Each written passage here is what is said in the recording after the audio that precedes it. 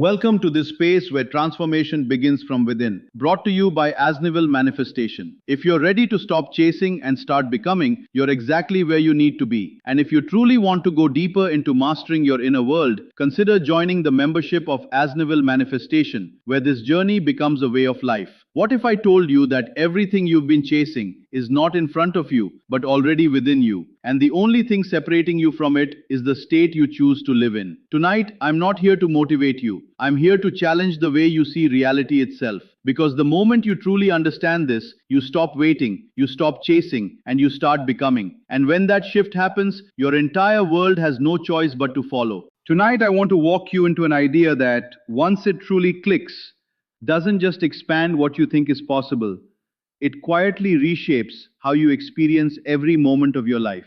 This is not another method to stack on top of what you already know. It is a shift in how you understand time, reality, and most importantly, yourself. And once that shift happens, everything else begins to fall into place naturally. Let's start with what you see around you. Your senses report a world that feels solid, logical, and linear. Cause comes before effect. Things take time. Events unfold step by step. But what if this visible world is not the main stage, but only a projection, a reflection of something deeper? What if the true source of everything is imagination, not fantasy, but a real living force that continuously shapes what becomes physical?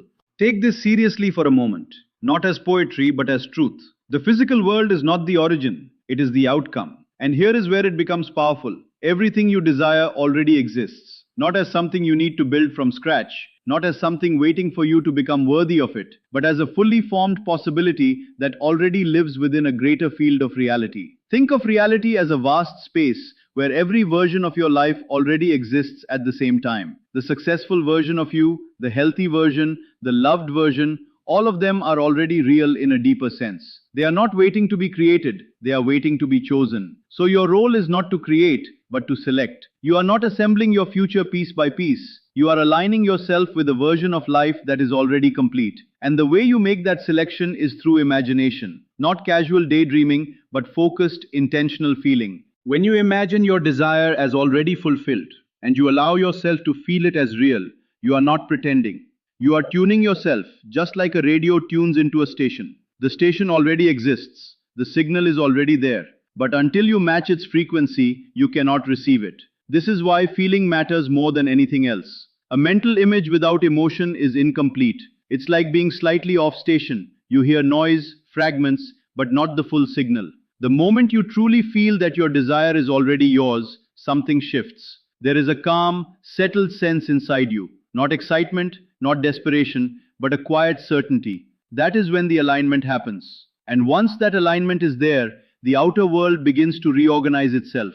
Not instantly, not always dramatically, but inevitably. Because the physical world always follows the state of consciousness you occupy. Now, the mind often struggles with this because of how we understand time. We are used to thinking in terms of past, present, and future. We believe things must happen step by step.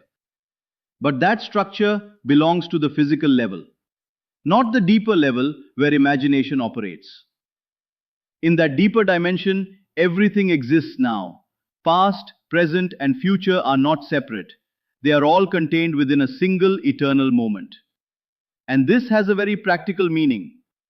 When you feel your desire as already fulfilled, you are not creating something that will happen later. You are stepping into a state that already exists now. From that perspective, your desire is not on the way, it is already done. The only thing left is for the physical world to catch up and reflect what you have already accepted internally. This is what it means to live in the end. It is not waiting for something to arrive. It is occupying the feeling of it already being here. But there is something important to understand, especially if you've tried this before and felt like nothing changed.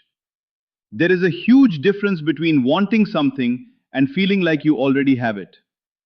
When you are wishing for something even deeply, you are still confirming that it is missing. The very act of wanting says, I don't have this yet. And that keeps it at a distance. No matter how much effort you put into wishing, you are strengthening the state of not having. Living in the end is completely different. It says, this is already mine. It doesn't ignore your current situation, but it refuses to let that situation define your inner state. Instead, you choose to feel like the version of you who already has what you want. If you've been visualizing or repeating affirmations without results, this is where you need to look closely. Were you imagining from a place of already having it, or were you still underneath feeling the lack? Were your words saying one thing while your state was saying another? Because the outer world does not respond to what you say, it responds to what you are. And what you are is determined by what you consistently feel to be true. So the real shift is simple, but not always easy. Stop trying to get what you want. Start being the person who already has it. Let that identity feel natural. Let it settle into you. And from that place, life will begin to mirror back something different. Not because you forced it, but because you finally aligned with what was already there all along. If underneath your words there is still uncertainty, then what you are doing is not true assumption. It is desire wearing the disguise of belief. And the solution is not to try harder in that same state of wanting. The real shift happens when you stop reaching for something and begin to feel as if it is already part of your life. Not just seeing it in your mind, but actually experiencing the sense of already having it. There is a phrase often repeated, to pray without ceasing, and many people misunderstand it. It does not mean repeating requests over and over again throughout the day. It points to something much deeper. It means remaining in a consistent inner state, holding the feeling that what you want is already yours, not just for a few minutes, but as a steady background of your awareness. That ongoing feeling is the real work. It is what shapes your experience. And it needs to remain steady during the time between when you shift internally and when the outer world reflects that change. That gap can be short or long, but its length does not mean anything has gone wrong. This is where detachment becomes important, and it's often misunderstood. Detachment does not mean you stop caring about your desire. It means you stop obsessively checking for proof. When you keep looking at your outer world searching for signs, you are actually reinforcing the idea that it is not here yet. True detachment feels different. It is calm. It is the quiet confidence of someone who knows the work has already been done within. There is no need to keep verifying it because you understand that this process does not depend on constant checking. Think of planting a seed. You do not keep digging it up to see if it is growing. You water it, you leave it alone, and you trust the process. In the same way, when you truly accept that your desire has already been received internally, the urge to keep checking disappears naturally. Not because you force yourself to stop, but because it simply no longer feels necessary. Something shifts in your relationship with what you want. It moves from longing into certainty. And from that certainty, a powerful change happens. You become resistant to discouragement. Not because nothing challenges you anymore, but because you understand that what you see outside is only a reflection, not the source. Once you stop treating appearances as final truth, they lose their ability to shake you. They are just temporary expressions catching up to something deeper that has already been decided within you. Now, this teaching is sometimes misunderstood as telling you to sit back and do nothing. That is not the case at all. It does not remove action, it changes the nature of action. When you genuinely live from the feeling of your wish already fulfilled, you will still act. But those actions will feel different. They will not come from pressure or struggle. They will feel natural, almost guided, as if you are being moved in the right direction without forcing anything. That is because you are now aligned with a deeper intelligence, something beyond the limited view of your conscious mind. This deeper awareness can see connections and opportunities you would not normally notice. And from that place, your actions become more effective with far less effort. This is what it means to focus on the inner state first. When you establish that state with consistency and sincerity, the right steps begin to show up on their own at the right time without the strain that usually comes from acting out of lack. Another question often comes up, especially for people who think deeply about this. What if what I want seems to conflict with what someone else wants? Does my gain come at their loss? This concern comes from the way we see the physical world, where resources appear limited and people compete. But the deeper level of reality does not operate that way. It is not limited. It is not running out. In the larger field of possibility, there is no shortage. There is no competition at the level where everything is created. Every version of life already exists, and each person is simply selecting their own path from that infinite field. So when you move into the state of your fulfillment, you are not taking anything away from anyone else. You are choosing your own experience from an endless source. Nothing is reduced for anyone else. Understanding this removes a hidden hesitation that many people carry. They hold back from fully imagining what they want because they fear being selfish or taking too much. But that fear is based on a misunderstanding. There is no need to limit your desires out of guilt. You are not depriving anyone by choosing your own path. The source you are drawing from has no limits. You can allow yourself to imagine fully without holding back. And there is something even deeper worth noticing. Beneath all the specific things you may want, money, relationships, success, health, there is a more fundamental layer. The principle you are working with is not only about changing external circumstances. It also applies to the state of being from which you experience everything. It is not just about having more. It is about becoming someone who naturally feels peace, confidence, love, and fulfillment. When you shift into that state, it does not just affect one area of your life. It changes the way you experience all of it. So instead of focusing only on individual desires, begin to notice the kind of person you are being, because that identity shapes everything else. And when that inner state becomes stable, the external changes are no longer something you chase. They become something that follows you, naturally and inevitably. Your experience of life does not have to depend on any single condition or situation. If what you truly want is not just a specific outcome, but a deeper change in how you feel, more calm, more joy, more love, then the same principle applies in exactly the same way. Instead of chasing those feelings, you begin by stepping into them. Feel what it's like to already be at peace. Let yourself experience what it means to be genuinely joyful without needing a reason. Step into the identity of someone who gives and receives love easily without effort. And don't treat these as temporary exercises. Live from them consistently, just like you would live from any belief about yourself that feels true. As you continue in this way, something interesting begins to happen. Your outer world may not shift immediately, but your experience of it does. The way you see things, the way you react, the way you interpret situations, all of it starts to change. It's as if you are looking at the same life through a completely different lens. And then, over time, the external world begins to follow that inner shift. But by the time it does, you often notice something surprising. The things you once felt desperate for start showing up, yet they no longer carry that same emotional weight.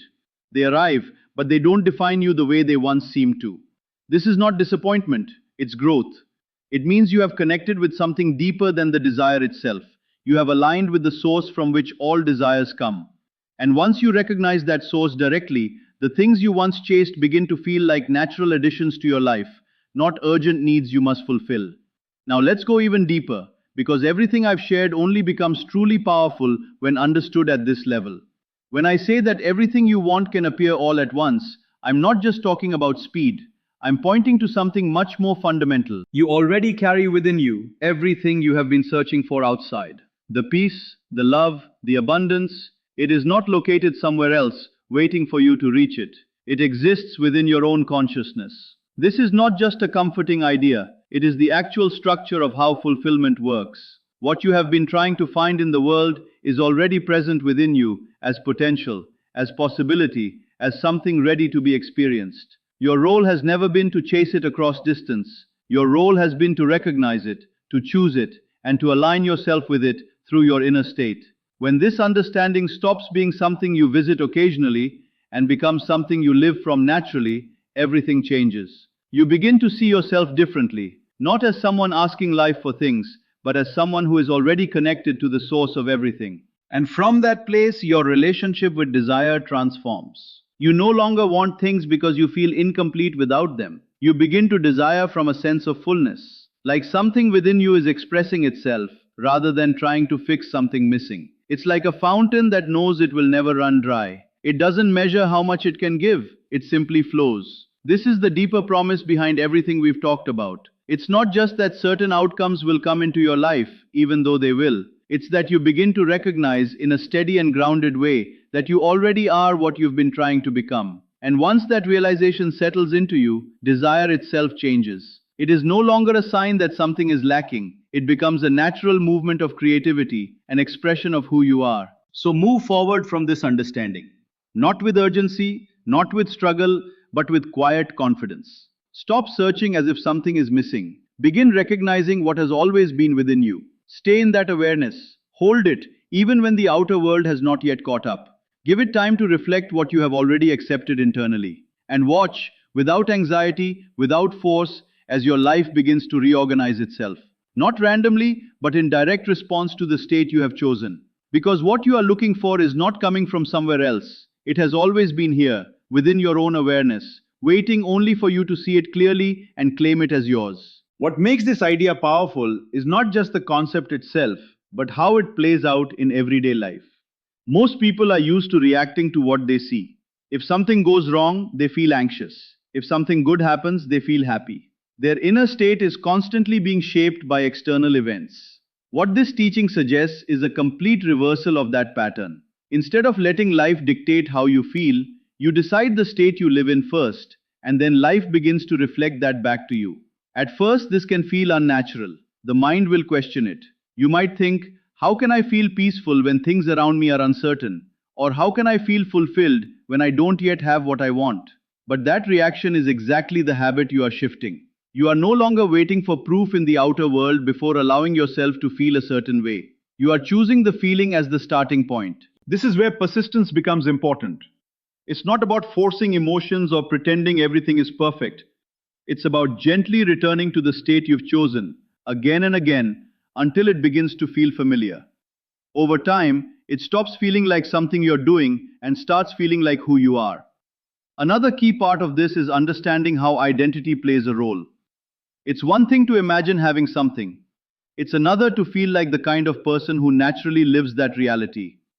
When your sense of self shifts, your thoughts, reactions, and decisions all begin to align with that new identity.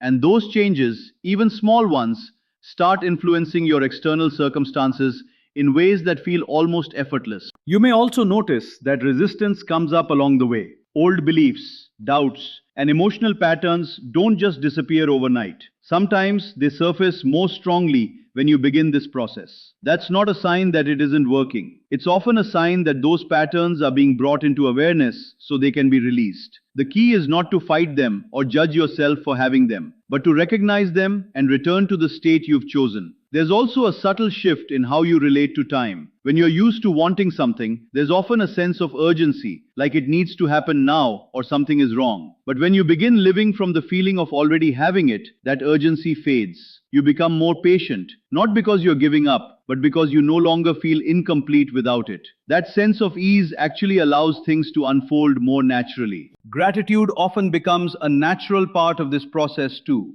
but not in the usual way of being grateful just for what you currently see. It's more like a quiet appreciation for the state you're living in, even before it fully shows up externally.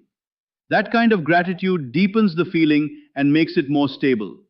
Another interesting effect is how your focus changes. You start noticing different things. Opportunities, ideas, and connections that you might have overlooked before begin to stand out. It's not necessarily that they weren't there before, but your awareness wasn't tuned to them. As your inner state shifts, your attention naturally moves toward things that match it. It's also worth understanding that this is not about controlling every detail of life. It's more about aligning with a general state of being and allowing the specifics to unfold in ways you might not have planned. Sometimes what shows up will look different from what you originally imagined, but it often carries the same essence or even something better. Over time, this way of living creates a sense of trust. Not blind belief, but a steady knowing that your inner state matters and that it shapes your experience.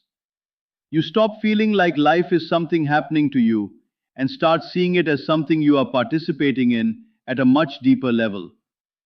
And as that trust grows, effort begins to feel different. You still take action, but it doesn't come from pressure or fear. It comes from clarity and alignment. Actions feel more natural, more direct, and often more effective because they are coming from a settled state rather than a reactive one. The more you stay with this, the more you realize that the real shift was never about getting specific things. It was about discovering that the source of everything you were seeking was already within you. And once that becomes your baseline, life starts to feel less like a constant pursuit and more like an unfolding expression of something that was always there. This was never about chasing a destination. It was about awakening to the power of who you are right now. The moment you stop seeking and start embodying, life stops feeling like a struggle and begins to flow as a reflection of you. You realize that nothing was ever missing, only unseen. And when you truly live from that knowing, you don't just change your life, you redefine what's possible.